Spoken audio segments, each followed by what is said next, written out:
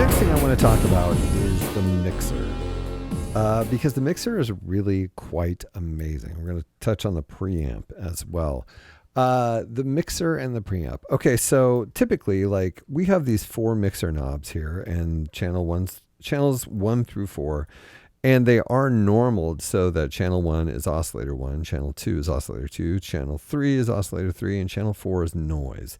And so just in typical use, we can totally, use this in the most immediate and rational way. If we want noise, there, I've turned up channel 4. That's where noise is. Oh, wait, what's happening on channel 2? What's happening on channel 1? What's happening on crazy channel 3? Oh, channel 3, you're always up to something. So anyway, so just right off the bat, our mixer is really normaled in the most rational way you can think of, which makes it immediately beneficial. You immediately know what you're going to get, and that's fantastic.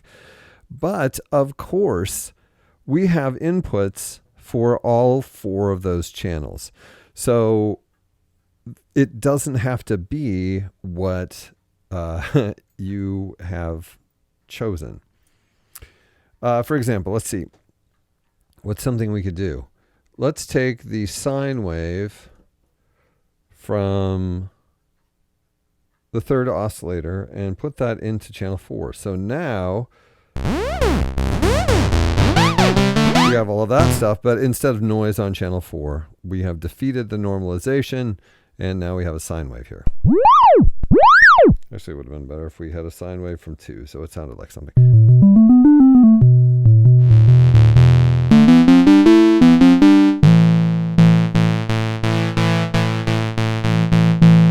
So that's a pretty obvious thing. You can put anything into these channels that you would like.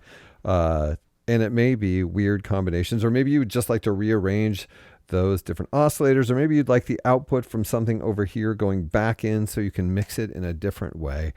It opens up a huge amount of possibility for you to implement the mixer to whatever purpose serves you. And even if you don't implement it at all, it's there ready to allow you to control the amount of the oscillators and noise at any given point that you'd like. Next to the mixer, we have this input that says 1 plus 2. And that is really cool. Let me show you what happens when you plug something into 1 plus 2. Okay, we have all of our crazy outputs here. Plug something into 1 plus 2, all of a sudden, 1 and 2 are no longer the output from the mixer. We can hear the noise in channel 4 and the LFO oscillator in channel 3, but we can't hear 1 and 2 because now 1 and 2 are coming out of here. So that allows us to do something like, for example, well, heck, what if you will do something really straightforward and kind of ridiculous that you probably wouldn't do. Let's just say you wanted to mix these, a triangle and a square as a modulation.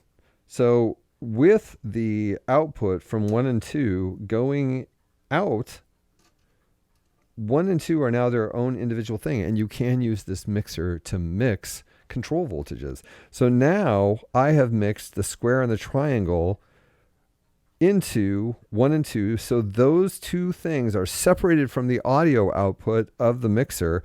And now they're their own output, which we could, well, let's just put it into 3 where we've already got modulation happening. What do you say about that? Let's put it into 3's FM. Now listen.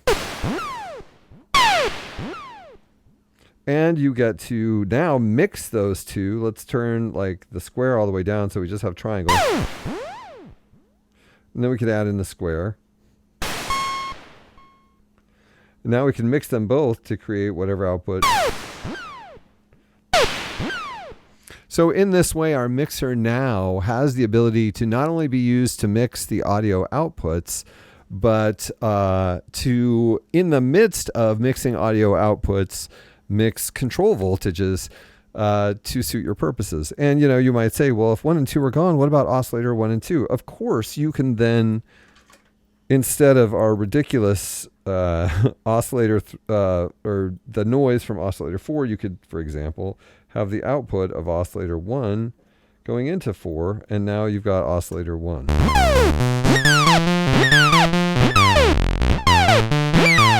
So, I mean, it's kind of weird. The minute you plug something into the 1+2, the mixer output of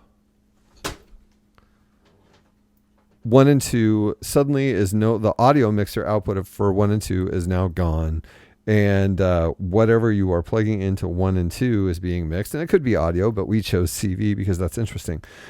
Another thing to keep in mind is, let's just say like, we've got a preamp. So you can take audio, like for example, instead of putting oscillator,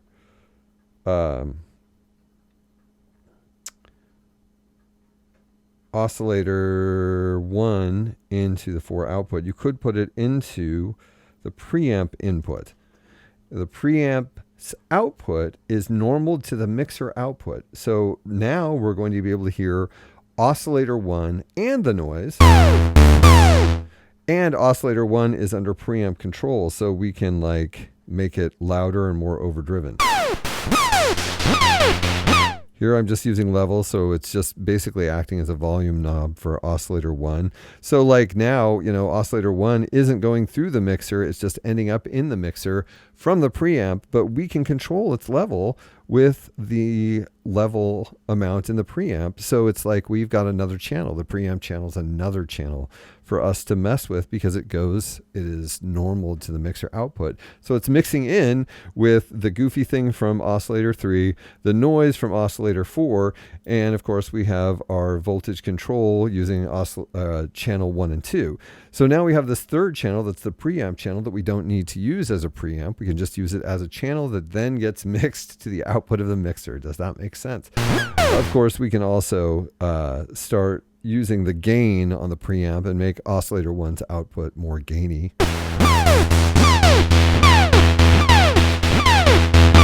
Kind of overdriven and cool.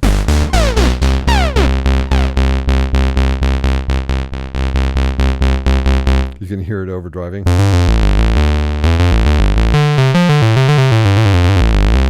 And it gives it that analog character that is so desirable, that big, meaty, analog, overdriven.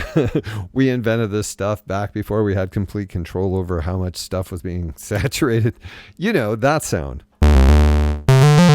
Of course, we don't need that. We could take that out and it would just be oscillator 1 at different volumes. But anyhow, so that's how cool this is. It's really complex. It's just these 4 inputs and 4 knobs, but with this special output, you can definitely, you know, do some cool things. Like you could also, you know, then take the mix output and put it someplace weird.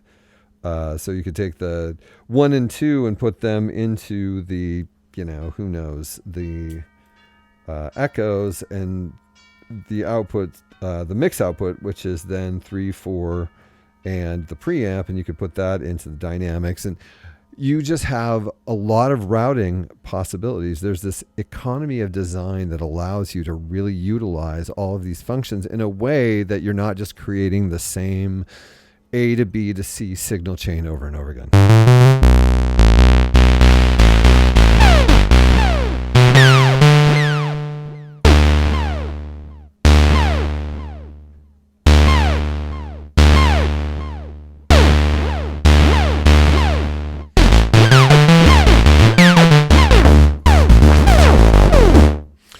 Anyway, so those, that's basically how the mixer works.